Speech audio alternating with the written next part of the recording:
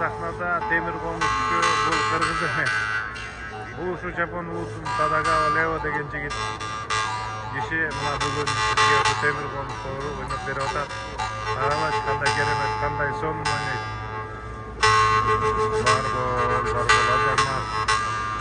Биздин улуттан болбосо дагы улуттун ойногондон кем болгон темир комузчу. Мына 2 күндөн бери бу да бизге чоң жардам берип атат.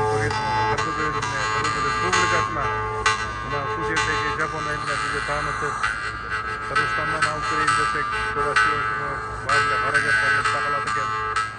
Ошондуктан жерден тапканга аракет кылды.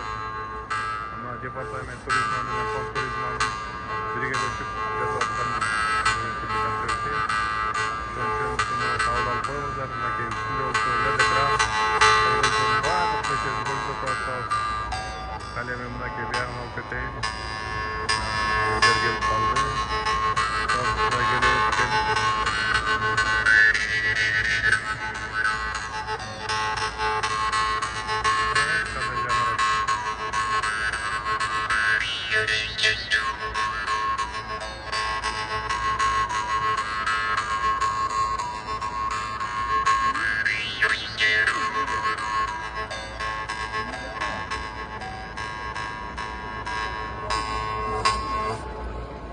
Ай Азамат, Бали Азаматсың.